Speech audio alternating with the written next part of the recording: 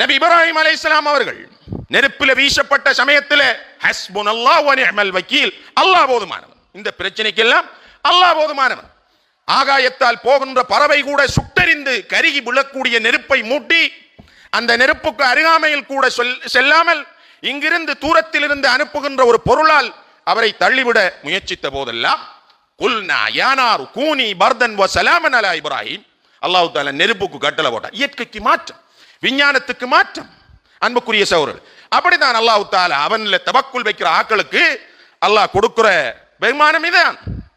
அதே நேரம் எங்களுடைய முயற்சியிலே மாத்திரம் தங்கி இருந்தால் வெற்றிய படையோட போனாலும் வெற்றி கிடைக்காது, என்ன ஏற்பாட்டோட போனாலும் எங்களுக்கு வெற்றி கிடைக்காது, எப்படித்தான் நாங்க பிரயத்தனம் எடுத்தாலும் எங்களுக்கு வெற்றி கிடைக்காது.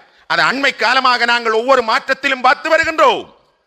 அன்புக்குரிய சகோதரர்களே, குறைந்தபட்சமாக இருந்தவர்கள் எப்படி பெரும்பான்மையை அடைந்திருக்கிறார்கள் என்பதை பார்த்திருக்கிறோம். கம்மின் ஃபிஅத்தின் கலீலத்தின் கலபத் ஃபிஅத்தன் கதீரா பிஇذنில்லாஹ். அல்லாஹ் என்ன சொல்லுகிறான்? எத்தனையோ சின்ன சின்ன கூட்டங்கள் பெரிய கூட்டங்களை வென்றிருக்கிறது அல்லாஹ்வுடைய அனுமதியால், பிஇذنில்லாஹ், அல்லாஹ்வுடைய ஏற்பாடு. யார் நம்பின? எல்லாருடைய கணக்கும் போய்த்து போனது, எல்லாரும் நினைத்தது நடக்கல. அல்லாஹ்வுடைய ஏற்பாடு இதுதான். அல்லாஹ்வுடைய ஏற்பாடு விசித்திரமானது.